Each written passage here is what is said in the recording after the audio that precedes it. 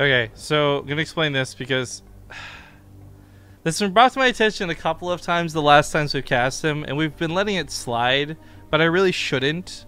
So I'm gonna explain really quick. If you guys actually go over our tournament rules, which are public and available to everybody, no barcodes is one of the rules, unless approved by tournament organizers. And the exception we've made in the past is like if you make a name tag or a clan tag, it's easier to see. But with the current version of clan tags being broken in the client for StarCraft, that's not going to really work anymore is the problem. You'll see what I mean when we get into game. So I've told Major that this is fine for him to play today. He's already played out. We haven't stopped him. He's already beat a couple people. I don't want to have to rewind the brackets and have everybody come back. So for today, we'll let it go. But for future tournaments, if Major shows up as a barcode, he will not be eligible to play because he does need to have his name. But Major is the barcode. So when Socke ready up. Texas is gone. Thank you very much for that sub. Big love. New sub hype. Fink in chat says Zyrep left Rifkin for Nathanius. Feels bad, man. I'll have you know, I actually did a video with Nathanius this morning prior to the Corsair Cup cast. So if anything, it's the other way around. Alright. Actually, I can show you guys a preview of that too. We're doing some co-op stuff. Hey everybody, welcome back to another week of mutations. Oh, where'd the sound go? Whoops, let me turn that on. What the fuck did I just press? This time around, I'm actually going to be partying up with Nathanius! Hey! And every time we've partied in the past, unfortunately, his microphone's not been working. But today we actually have some chitty chat going, so that should be good. We're going to be doing the new weekly mutation called Growing Threat. This looks like one of the toughest ones I've seen yet. Amon's forces have been altered by Terrazine and the Belshir. Wait, where's the part with we were talking about this. Like, I was thinking that the normal Karax strategy is probably really. Baby girl's on my side, all right. I got that cutie pie on lockdown. Nobody tell Julie's though; she'll be really jealous. Anyways, that co-op video will be uploaded the second this cast is done. I'll be trying to put that up on YouTube ASAP. We tried the new weekly mutation. No spoilers, but it was pretty damn fun. More on that in a moment though, because as I said, this is why having Major's name is kind of messed up, as the alt codes. This symbol, for whatever reason, Blizzard has broken. So currently clan tags are no bueno. And that's why we have to push the barcode rule. Anyways, again, I want to stress, Major's eligible to play the rest of this tournament out. We know it's him. We know that there's no shenanigans. Nobody's like playing for him or anything like that. But going forward, Major will need a name on his account if he wants to keep competing in BaseTradeTV events. Spawning here though on the top left side of Frozen Temple, it's going to be the blue Protoss Socke. And his opponent in the bottom right, as I awkwardly just waited for my partner who's not here, it's going to be the Red Terran, Major. And again, it's worth noting Major is a player who's been very, very fickle about playing cross-server in the past. I am both surprised and impressed to see him come play over in Europe. Not just once, but twice, as he was playing the 2v2 tournament yesterday. And we'll see how well he does. I mean, again, like, I'm not gonna, like, I want to make this very clear, guys. No ill will. If he wins today, he's still gonna get prize money. Everything will carry on as per usual. It's just simply going forward, we're gonna uphold the BaseTradeTV rules instead of letting them slide all over the place. And, you know, a large part of this really, just to explain that rule a little bit further, a lot of people in chat, like, again, we got Fink and others saying, like, how do we know? And I know it's sarcastic, but still, legitimate question. How do we know it's Major and not like beyond pretending to be Major or something like that? And it's not hard for me to verify who players are. I have I'd say 90% of the pro scene on a quick either Skype or know somebody who can get a hold of them in 2 seconds on Skype type thing. And I can quickly verify whether someone's actually the person they claim to be. That's not the problem. Just for broadcasting sake, it tilts me that I have to keep reminding people, oh, the barcode's Major, you know, that sort of thing. And it looks better on a broadcast, and you know what, I'm a perfectionist, what can I say? So that's a big part of why the rule's there and exists. But Major has accommodated us. I do want to give him some shout outs. He did willingly, I didn't force him to or anything. By his own choice, he actually made a clan tag with his name to help out the situation.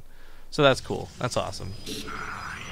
And it was game 1 of a brand new best of 3. We are currently in the round of 8. The winner of this goes on to fight against either a Live or Revolver. Top side of the brackets, it's still Bly looking to be best up over there. We got Solo playing against Tails, and Bly plays against the winner of TLO or Super. It's actually quite a long series going on, and I wonder what's going on to have held it up. We got a couple of resubs coming in, though. Thank you to Kanos Smash for the 7 months, as well as Cyril, another 7-monther.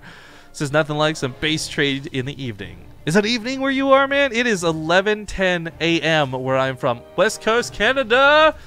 Give me a shout out where you guys are from. I'm not going to be able to shout out every single person's name, but let's see. Who's coming in from Denmark? Who's coming in from the US of A? That sort of good stuff. I actually find it really interesting. We regularly go over these stats. If we throw a tournament, for example, that has only European players, and we host it at a European-friendly time, so like really early in the morning for me, we still have a majority US audience going off of our statistics. And this spurs a bunch of debates in Twitter and whenever I post these stats, because people, well, you gotta add all the European countries together, and then I'm like, well, then you gotta add Canada and Mexico to the US numbers as well. And even then, the North American audience is still bigger for whatever reason. And I don't know what the reasons for that are, but I find it really interesting that that's the case. Anyways, pause on that for now. Major's been doing a ton of Hellions versus Protoss as far as the openers go. One of the big aspects of this is he can very much just bulk up all of his forces and go for one big push, and usually win a fight in the natural. Typically, though, he likes to distract with one side and drop with the other. I think dropping first may have been more beneficial, as the probes are pretty much immediately pulled, and Socke not going to take silly losses to this, and the Hellions end up being pretty ineffective. The downside is, though, there's only one more overcharge available. He pops it here at the top of the ramp, and Major actually doesn't lose a single Marine to it. Some really nice micros, some quick pickups kept that from getting bad for him. Now, the medevac may be alive, and this doesn't actually mean that he can do too much more with it, but he knows the overcharge is gone, and actually, Socke has gone to the front of the base thinking Major had completely abandoned ship, but no, Major just simply pulled off to the side temporarily, almost fakes him out, and now drops in the main. This pylon! Kill the pylon! That's 3 gateways worth of a pylon! He realizes it too, so no focus fire on the Nexus. He wants to make sure these units don't have a chance to survive. Focusing down the Adepts as they warp in, not too bad either. Not a lot of probes go down, but the probes get pulled. No mining going on while this happens. Other side of the map, big attack about to commence. This drop does look like it's going to get cleaned up. But what can Major do to defend? Stalkers get warp prismed into the main. SCVs are going to have to get pulled. And the tank and the the tank and the medevac are not timed out well enough that they'll be able to save it. That tank's going to pop out and probably die. However, it looks like the drop did not get cleaned up, by the way. These Marines get paired up with a brand new one. Socke's down to 11 workers. Income dips heavily in the favor of Major. Even though he's pulled all of his SCVs, he's the one who's winning this game, make no mistake. The SCV pull, by the way, and the unsieged siege tank bring just enough damage to the party. This warp prism is going to go down to Marines, and that's going to be game right there. GG. Major takes game number 1. Not too bad. I liked Socke's initial response. He was very quick with that probe pull. He didn't slack around. Let me message him real quick with the next map. And I don't think he panicked too much. To be honest, the only like minor point would have been like maybe he burned his second overcharge too soon. But even then, I don't think it was too bad. Regardless, I'm trying to find out what the next map is here so I can get this hosted up ASAP, because I don't want him to host without the mod. New Gettysburg.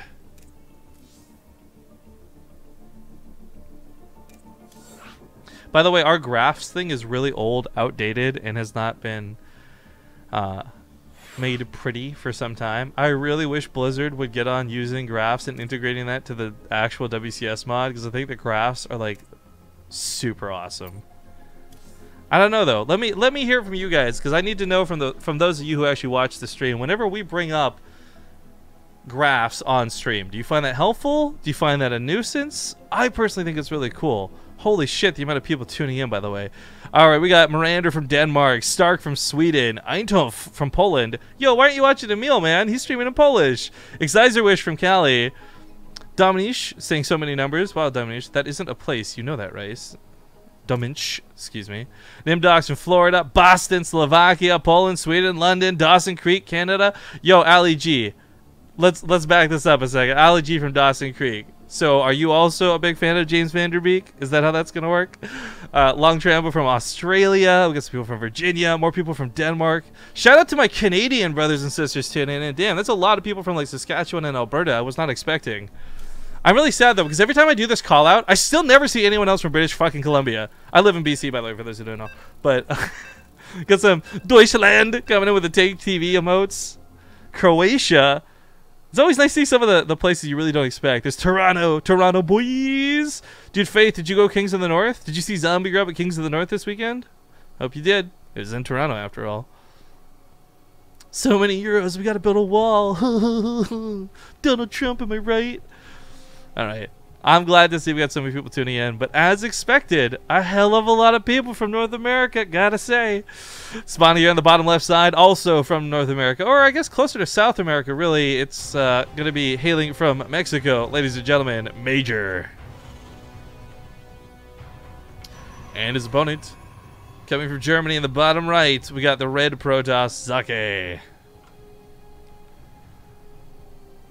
Man, not that I had a chance to be a creep with this girl or nothing, but actually when we were at Home Story Cup, Socke was hanging out with this group of people, and one of these girls that he was hanging with actually happened to watch the channel. I thought she was like super duper cute, but as of course, A, not fluent enough in German, or B, confident enough, because this was back when I weighed like 100 pounds more, to actually get all flirty with her. But I remember her as my German crush forever and always.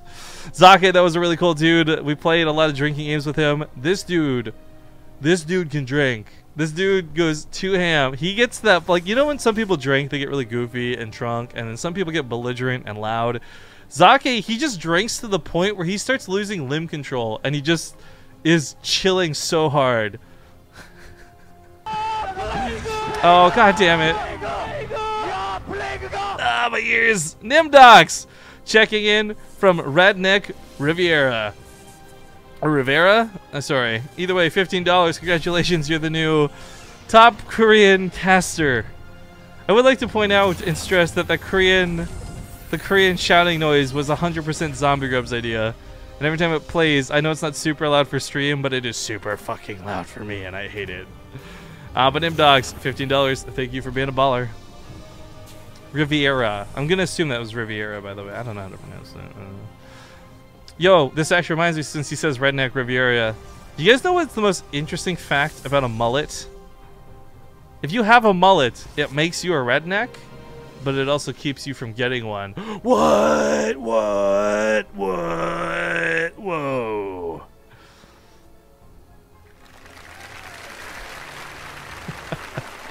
Blutwurst 09. $2 coming in from what looks to be Germany. Says, hey, watching from Germany, it's 2016. Well, it's 2016 for certain, but I know you're using the 24-hour clock, so 20 hours, 16 minutes. Love your stream, mate. Make StarCraft great again.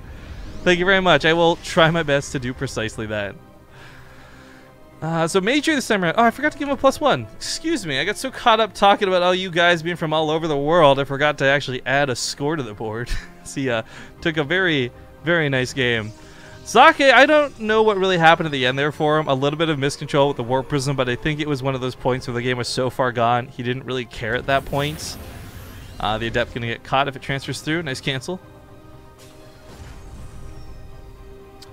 As Hellion makes it towards the main. Unlike last game, though, this wasn't like a dedicated push, and MajOr might get 1 or 2 probe kills for this. That would certainly be cool. There we go. That pays for the cost of the Hellion. And he gets a little scouting for it, too. Almost gets the 3rd probe. Not quite, however.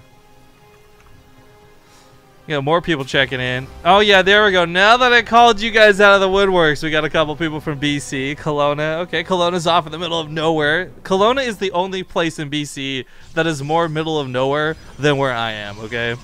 Victoria from Wardwicks. Okay, if everyone doesn't know now, Wardwicks in chat is actually one of the most attractive people here because nobody who lives on Victoria Island is unattractive. I'm serious. I don't know if they're just all a bunch of rich people or what the deal is.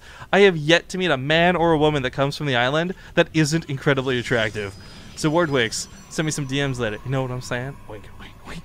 Ken Grace from Surrey. Okay, I got things to say about Surrey, but that'll get me banned on stream. Am I right?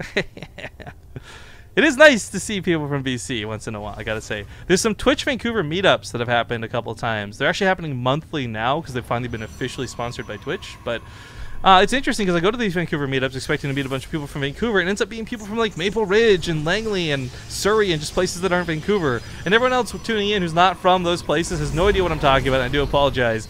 But I'm just saying, if there are people from BC tuning in, you should try to come to those meetups more often. They're a lot of fun, and they're not necessarily StarCraft related, so you can get to try some indie games and some other fun stuff. I don't know. I enjoy it. I would certainly love to see some StarCraft peeps there, that's for certain. Anyways, enough about people in the countries. The game is heating up. And while the Twilight Council is a little bit later than you would expect, I just want to point out, Socke is built in a very unconventional manner in the terms of like it's almost weird to scout. You wonder like, is there something fishy up if you're Major seeing this, right? Because he doesn't see much and he just sees it scattered intentionally. Drop goes from the third to the natural. He could actually focus on the mothership core. Should be out of range of the overcharge. A little unfortunate. Socke gonna lose that mothership core. She's got at least another overcharge on her. Pops it before dying, but kind of for nothing. The medevac getting focused down too will fly into the overcharge and die. This will end the attack, but Major got some pretty nice damage out of it. Lantaro heading us up with a 17-month resub as well. Thank you very much for that, sir. Windamine gets another shot. Well, I did not expect that to go for round 2. That is certainly annoying. Liberator comes over here, and Major may have just abused Socke a bunch already. He's not behind in probes. His tech isn't suffering for it, but there is like a tilt factor that needs to be considered in. I asked you guys about the graphs before the game got started. A majority, I would say, said they enjoyed seeing the graphs, so here you go. And the best thing about this is if you weren't paying attention down here to the income, you get to see, oh, when he pulled off of mining, it did a lot of damage, and Major got a huge spike in his favor for it. But Socke goes back to mining, and he should be catching up, and that income will be normalizing here in about a minute or so. Other side of the map, Major's just playing pretty standard. Nothing weird, no mech, nothing strange. It is tanks, it's marines, and frankly upgrades to go with each of them. Actually, is that... There we go. Yeah, that evens out pretty much as you would expect it would until mules come in. Then it'll bounce back and forth, and it'll look a little bit more like that. But hey, graphs. The other ones we don't use so much, by the way. Show off, just because I can. Get the actions per minute graph. This one's only really fun to look at when TLO is playing, because TLO, for whatever reason, with his hotkeys being bugged the way they are, spikes up to like 3,000 APM, and it messes with the graph. It's always funny to see. Then there's the army one. You can see where army engagements happen. You can see where the mothership core dies and all these other things. I don't know. They're fun, they're cool, and I wish Blizzard would refine it and make it look better than we do have it. Because the inspiration for the graphs actually came from Dota, watching some Dota 2 tournaments a while ago. And the gold income graph over there is a lot more, I think, important, more influential, whatever word you want to use to describe it, than it is in StarCraft. But still, it does help, I guess, tell the story a little bit better than those who are not necessarily paying attention.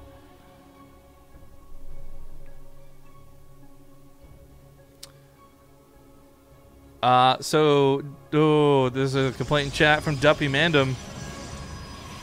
He's complaining about Zombie winning a chair for Kings of the North, and it shouldn't be won by staff. I need to make it very perfectly clear. Zombie was not at Kings of the North as a staff member. She went there as a fan. She supported their Kickstarter project thing, and she went there to hang out with people.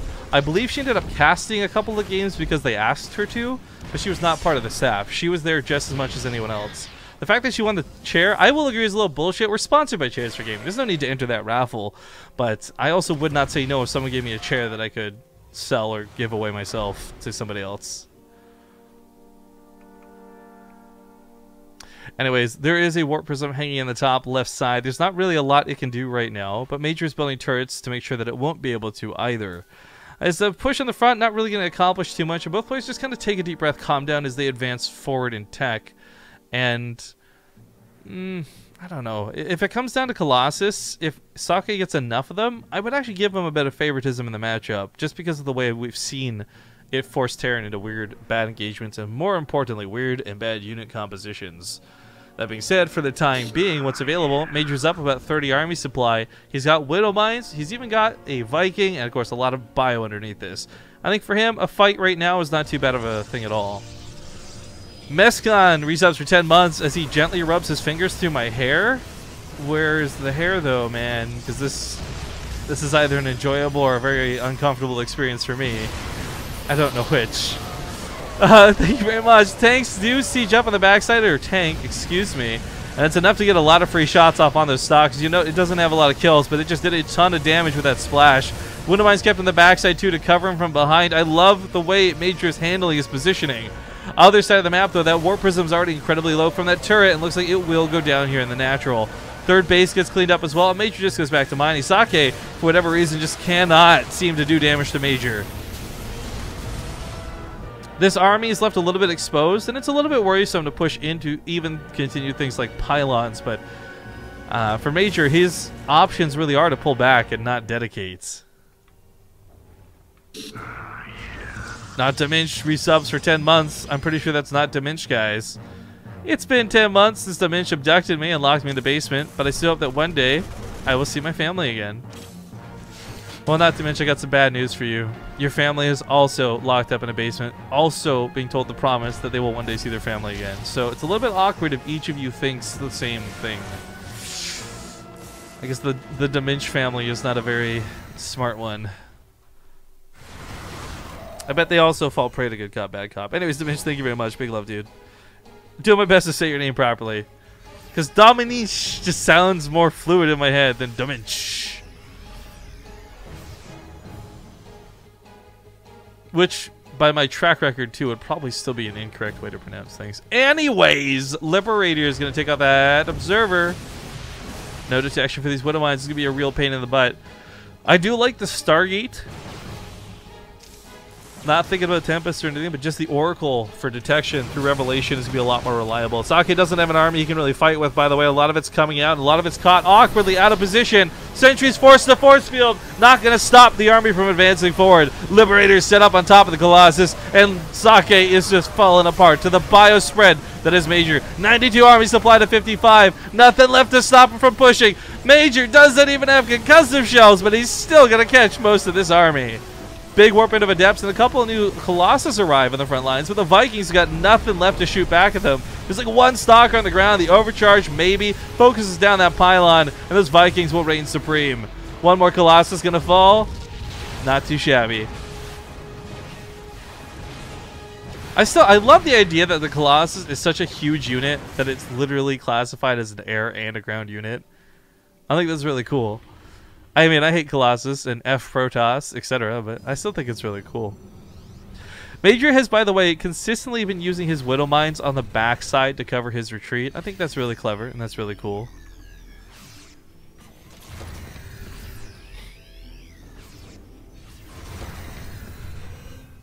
You love a good-looking graph, tell Blizzard. You know what? There's not a lot I would get up on a soapbox about. And any complaints I have regarding Blizzard, I usually just bitch about on Twitter and have everyone get mad at me for whining, right? But if there was one campaign I would run to help improve the viewing experience of StarCraft 2, I would try to, like, push a proper graphs mod. Something that's a little more refined than what I have, right? This is where you start like demanding people post on Reddit, make noise. I mean, we're not there yet, but it's if this is like an if I were to do something, I would hope to do that because I think it would vastly improve the viewing experience for a lot of people, especially when you got really talented observers out there like Funka and others who know how to use graphs. I'm pretty sure they would have no problem showing that up. But anyways, a little bit off-topic discussion because this goes a little bit one-sided. The Adepts actually come around to change that, however. MajOr, who has consistently had Widow Mines covering his butt for the first time, doesn't.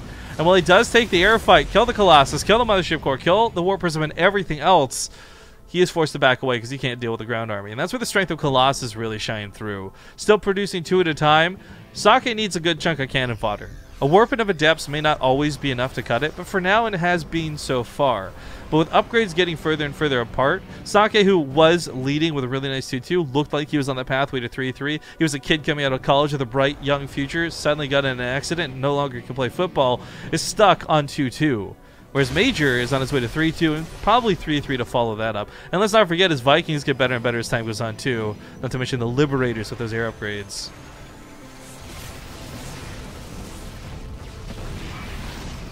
But Vikings, once again, don't have a lot to zone them out. Shout out to whoever that is. I can't look right now. We'll check those donations when we get a moment, because right now we're on the cusp of possibly a game-ending move. If MajOr can kill this Nexus, Socke's out of money everywhere else. And in fact, I guess we had a Liberator shut down 10 probes in the natural. Dive in while this happened. More Marauders just looking to push forward. I think MajOr knows if he snipes this Nexus, Socke's out of cash. This is a lot of a problem for Socke because he needs to move in on this, but he can't with those Liberators and he can't with those Vikings. He needs to save this Nexus. Stalkers break in, but he doesn't have enough. There's just no way he takes on this army. He had a really good engagement earlier, but that was like his one good fight. That's worth noting. A lot of the Vikings have been slowly picked off by the Stalkers, and now we got some Tempest coming in, but the Nexus still going to go down and still going to cost Socke in the long run. Because MajOr can lose all of these units. He's not going to. He can lose all these units and still build more, thanks to the fact that he's mining on all of his bases still. And, of course, the benefit of Terran. Hey, I've got the money in my main. Let's just lift this bad boy up. Go to the island. Go to the middle of the map. I mean, he should be perfectly fine when it comes to money. And going back to that graph once again, we can see that's actually exactly the case. As blue is the mountains and red is the valley. But comes in for a big fight, and Socke thought, oh, I'd bled him dry. There's no way he's got anything left behind this. Unfortunately, this is going to find that's not the case. Last couple Colossus going down. MajOr stimming forward, looking for a victory here. Mothership Core with that clutch recall only saves one of the Colossus. But he's warping in Stalkers. The Stalkers aren't going to be how you deal with Marauders, man. Stalkers are going to be a feels bad unit in this situation. All these probes. Oh no. Oh no. Yeah, that's game. There's not really a lot more to say. GG gets called. MajOr takes the series 2-0, advances on to the semifinals. Well, he'll play against the winner of Stylish, aka Alive, or Revolver. Topside Solo actually beats Tails, by the way. A vast improvement for Solo. Good to see him finishing top 4 today. He plays against Bly or Tilo up there. So it's an all Zerg top side of the bracket. It's going to be a possibly not any Zerg, actually. Bottom side if Revolver gets knocked out. Regardless, though, guys, I am going to go to a commercial break. I would like to thank you for tuning in. I'd also love to thank you guys for entertaining my discussions and off-topicness in the broadcast today. That donation came in, by the way, from the Abyss. $15 doesn't quite take the new Korean Topcaster spot, but says, greetings from South Africa. I'm pretty new to your channel, but I'm already a massive fan of what you guys are doing. Thank you very much, man. I'm glad to see you're a fan. I'm glad. That's crazy. South Africa. Damn. Anyways, we'll be back in 2 minutes, and I'll figure out what's going on after that.